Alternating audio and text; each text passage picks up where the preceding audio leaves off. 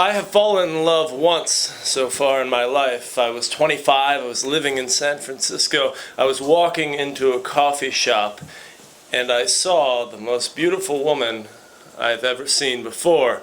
And I thought to myself, this is the most beautiful woman in America. Which seems like a weird thing to say if you didn't know me, because I have been to every state in the country. Honest. After I turned 21 in Austin, Texas, I pawned everything I had. I bought an old used motorcycle and I took off across the nation with just 2 backpacks. I wound up in New York City in Greenwich Village, where when I was out of money, I ended up having to take a room in a flop house, like one step above homelessness. They called it a hotel for single gentlemen. And to provide for myself, I started having to take odd jobs, and I'd do anything. I was sweeping floors, I was waiting tables, I was a door-to-door salesman. I got a job squeezing shampoo out of bottles with expiration dates into bottles without expiration dates.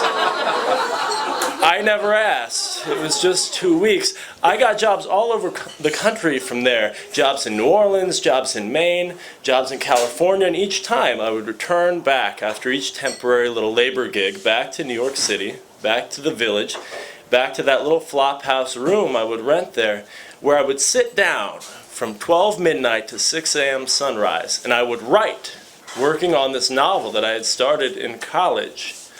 Then I would get up and I would walk all over New York City, all alone, totally in silence, just letting all of these experiences and ideas form and gel into stories in my head. Never talking to anyone, just letting this happen. And one day I ran into an old friend of mine. He said, "What is it now that you do for a living?" I never thought about this. I had to stop and think. And so I told him, in my pocket I have $3,000. You see, I just spent a week working on a barn in Brattleboro, Vermont, and when I'm done spending this money, I'll take these 2 hands of mine. I'll earn that money right back again. What I didn't tell him was that I was using all these travel and labor experiences as fodder for the novel that I was working on all of those long late nights in New York City. Then I finished that novel one day, and I found myself an agent who accepted my book, a great agent. She had just sold 2 best-selling books. One about this teacher, a true tell-all tale about this teacher who had sex with one of her students. It was called Gorgeous Disaster. The other was this tell-all book about Anna Nicole Smith called Trainwreck. So I left the manuscript of my novel with this agent. You know, if anybody could sell a book, it was her. And between all the money I'd saved up from these odd jobs and the check my parents gave me, so happy that their son had written a novel and found an agent, I had more money than I'd ever had in my entire life. So I made a withdrawal from the bank in New York City. I pawned everything I owned, and I bought an old 4-door Chevy, and I took off across the nation with just 2 backpacks. And that is when I found myself at age 25 in San Francisco in a coffee shop staring at the most beautiful woman I'd ever seen, the most beautiful woman in America.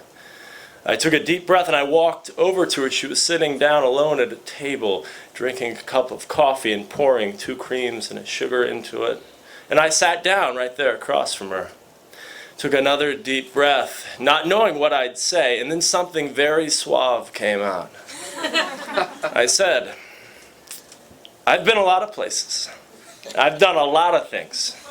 And if I've learned anything at all, it's that sometimes in life, everything just clicks into place, and it delivers us to our destiny."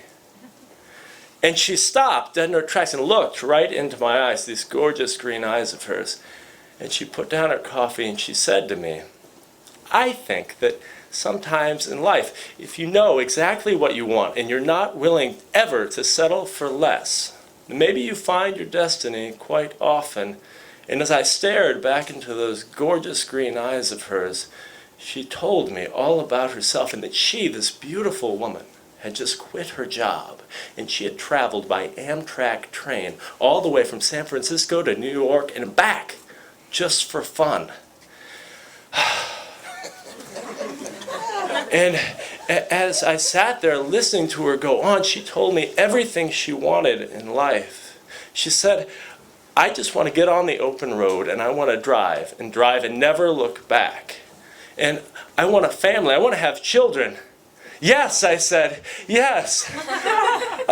I want to live a great adventure. I want to pursue artistic success. I want to live a life of wild freedom. Yes, she said, yes. She was grabbing my hands. And as I looked into those gorgeous eyes of hers, she was looking right back at me. And I said something to her that I'd never said in my life before, and I swear to you I will never say this again. I said to her, I don't care what you might think about it, but I am madly in love with you. And I will love you until the day I die. And she sat there holding my hand still, now more tightly, looking more deeply into my eyes, utterly speechless. And as our hearts sat there beating and our breaths were shallow and quick, and now we were talking about the great miracles and amazingness of life, that two strangers can just meet each other and instantly click and come so close together, she asked me, what is it that you do for a living? So I told her, in my pocket I have $20,000. You see, I just finished writing a soon-to-be-published novel, which I left with my agent in New York City. And when I'm done spending this money, I'll take this pen from behind my ear and I'll earn it right back again. 9 days later, we hired a reverend to meet us on the snow-covered floor, I'm not kidding, of the Yosemite Valley in the park, and we eloped.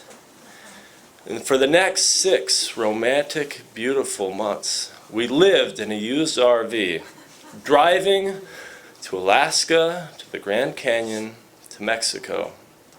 And then, by plane, we went to the Hawaiian island of Kauai, which is where, as it happens, I ran out of money. The book deal had fallen through, and my agent, she needed me to rewrite half the chapters. So, back in San Francisco, my wife's hometown, we moved back into that used RV, which we parked in the driveway of her parents' house out in the suburbs. And, true to form, I took that pen from behind my ear and I sat down to write. But my wife was there. You're going to start writing now? But it's midnight. And when I got up to take those long, lonely walks around the city just to let all my experiences and thoughts gel into stories, my wife was there. I want to go on a walk with you. You never talk to me. And as we got poorer and poorer, and I needed to start working those strange labor jobs all over the continent again, my wife was there. You signed up to work in a fish cannery off the coast of the Bering Sea? You're gonna leave me here for a month? Everything came collapsing down a few weeks later. As usual, I was sitting there writing, working on that book that needed to be finished. And she was begging me to come to bed, to spend some time with her, just talk with her. And I finally snapped, will you just get out of my way? Get out of your way, she said. Get out of your... Do you not realize that I have things I want in life too? We sold the RV, we split the money, and we went our separate ways. Her to find a partner, to start a family, to have children, and me to have an adventure every minute, to pursue artistic success, to live a life of wild freedom. After I signed the divorce paperwork in San Francisco, I pawned everything I owned. I bought a ticket on a Greyhound bus, and I took off across the nation with just those 2 backpacks, the manuscript of my still unpublished novel inside. And that was 7 months ago. If you want to know what it is now that I do for a living, in my pocket I have $458. You see, I just finished a week-long stint ripping moldy drywall from a flood-ridden apartment in North Vale, New Jersey. But when I'm done spending this money, I'll take these 2 hands of mine, or I'll take this pen from behind my ear. I'll earn that money right back again.